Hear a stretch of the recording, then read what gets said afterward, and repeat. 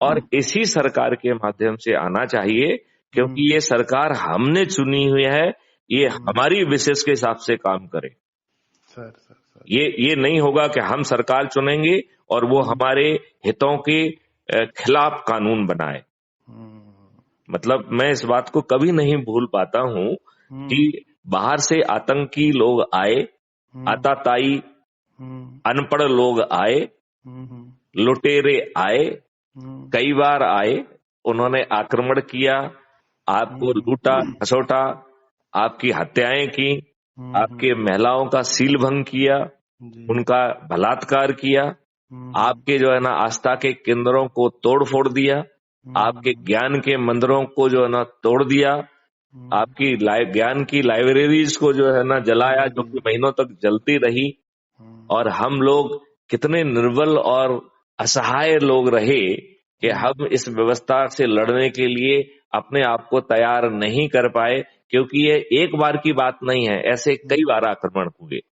उन्होंने हमारे मंदिर और मस्जिदों को तोड़कर उसमें मंदिरों को तोड़ के उसको मस्जिद में बना दिया। और हमारे दुष्ट जो है, हमारे द्वारा चुने हुए लोग ऐसा कानून बना दिए कि आप जो है वो आपने पढ़ा है क्या, वर्शिप प्लेस एक्ट, 8 सेक्शन का एक एक्ट है जो कहता है कि जो प्लेस जिस धर्म के या जिस चीज के लिए यूज हो रहा है उसकी यथास्थिति मेंटेन की जाएगी। और आप जो है न्याय के लिए किसी कोर्ट में भी नहीं जा सकते हैं।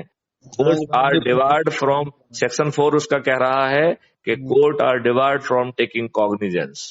तो आप न्याय के लिए नहीं जा सकते हैं। जब मैं इस चीज को देखता हूं तो मुझे लगता है कि भारत के चेहरे पर इन आताताइयों ने तेजाब फेंका, उसका चेहरा जल गया। ये हमारी भारत माता से कह रहे हैं, तू गुलामों की भारत माता है, ठीक कह रहे हैं, तू जले हुए चेहरे के साथ जी, क्योंकि हम जैसे बदमाश मक्कार चुने हुए नेता यहाँ विद्यमान हैं। हमारे रहते हुए तेरा चेहरा फिर से सुंदर कैसे हो सकता है? ऐसा खराब और गंदा कानून बनाने में इन हमारे द्वारा चुने नेताओं को एक बार भी शर्म नहीं आई। मैं आपका ध्यान मैं चाहूंगा कि आप गूगल करिए, एक कानून बनने वाला था जो कि कुछ सजग लोगों के कारण नहीं बन पाया। उसका नाम है communal violence prevention and control act 2011। Sonia Gandhi की अध्यक्षता में हर्षमंदर टाइप के लोगों ने फ्रेम किया था। जिसे उसमें जितने भी लोग हैं उनकी भर्त्सना करना चाहिए कि इतनी गंदी सोच के लोग इस भारत में विद्यमान हैं।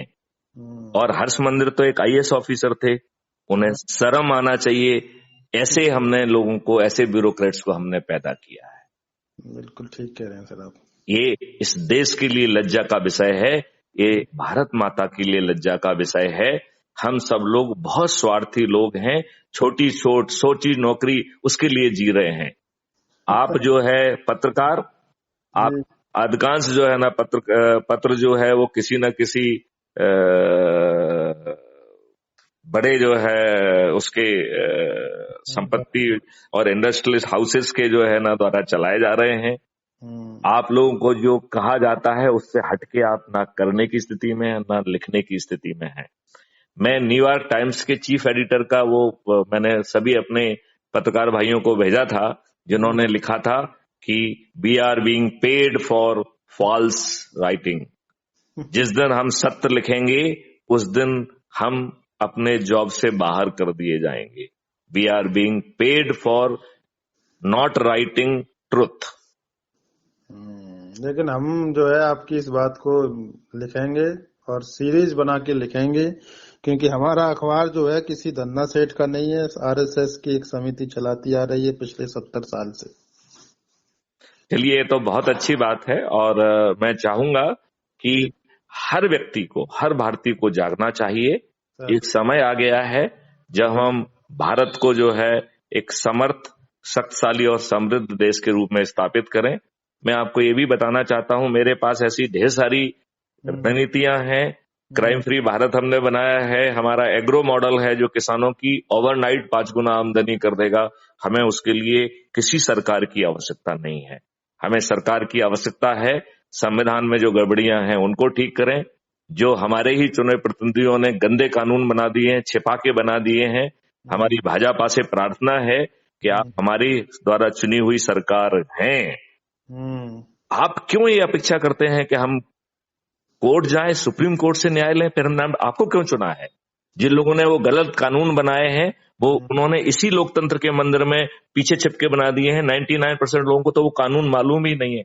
मैं आपसे पूछना चाहता हूं कि आपको मालूम था कि वर्शिप प्लेसेस एक्ट में 1991 8 सेक्शन का एक छोटा सा एक्ट बनाया है जिसने आपके हाथ बांध दिए हैं और भारत माता को मजबूर किया है कि तुम्हारा जले हुए चेहरे के साथ जी तू इसी लायक है। ठीक बात है। वो बाबरी मस्जिद के बाद जो कानून बनाया था, बाबरी मस्जिद के पहले बनाया था, मतलब उसको छोड़ करके उसमें सभी को ये प्रोविजन कर दिया था कि अयोध्या विवाद को छोड़ के और किसी जो है ना दावा नहीं कर सकता कि हमारा ये मंदिर रहा हुआ इतिहास के आधार। तो मैं तो यही कह रहा हूं कि लुटेरे आतंकवादी आए, उन्होंने ये सब किया और आपको इतना मजबूर कर दिया कि हम तो तुझे न्याय देंगे भी नहीं, न्यायालय भी तुझे न्याय नहीं दे सकता है। यही तुम जैसे गुलामों की नियति है। ठीक बात, बिल्कुल 100% आपकी बात से सहमत हूँ सर। तो हम अपनी गुलामियत से बाहर आए, इनको बताएं हम गुलाम नहीं हैं। हमने तुमको जो है अपना मठाधीश बना दिया है। यदि तुमने हमारी इच्छाओं के विरुद्ध के अनुसार काम नहीं किया तो तुम नहीं रहोगे जिसका तुम्हें गुमान है। ये राजनेता जो कि 42% क्रिमिनल्स हैं, 29% तो जघन्य अपराधी हैं, हत्या, लूट, डकैती, किडनैपिंग, रेप। इस देश में चपरासी बनने के लिए सचरित्र होना जरूरी है, तो एक कानून के निर्माता अपराधी क्यों? ठीक बात, बिल्कुल बुनियादी बात है ये तो। बिल्कुल मैं चाहूंगा कि ये व्यवस्था बदलने का समय आ गया है। यदि मोदी जी स्वयं लेके जो है ना किसी दूसरे व्यक्ति ने गुपचुप को कानून बना लिए हैं, आप हमें क्यों फोर्स करना चाहते हैं कि हम सुप्रीम कोर्ट जाएं? आपको हमने शक्ति दी है, आप हमारे चुनी हुई सरकार हैं, बदलिए आप इसको। यदि हमें सुप्रीम कोर्ट से हर न्याय कराना पड़ा तो आप काहे के लिए हैं यहाँ पे? हम दो और हमारे दो के लिए हैं। आप ये बताइए कि आपने आर्टिकल 370 हटाया और उसी बैकडोर से आप डोमिसाइल पॉलिसी लाए हैं which is on the line of article 370। क्या मजबूरी है आपकी?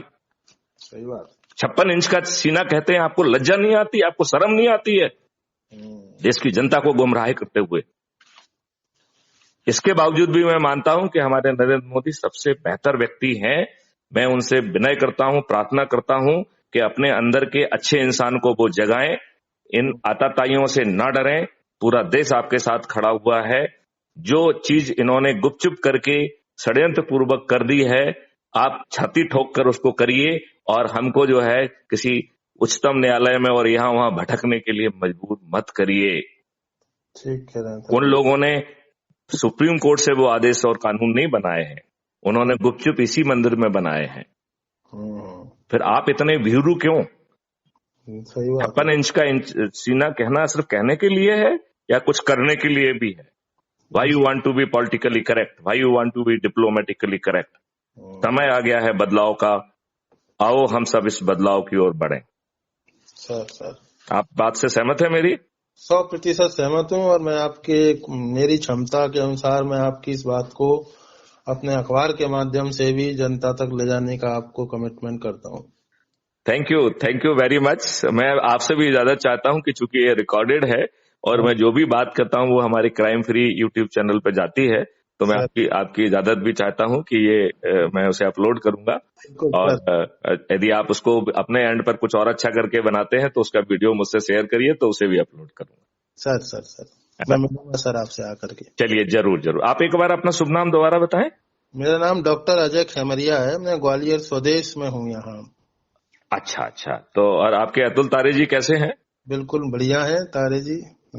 चलिए, उनको हमारा नमस्कार कहिए। जी सर। जय हिंद, जय भारत, वंदे मातरम। जी सर, नमस्ते।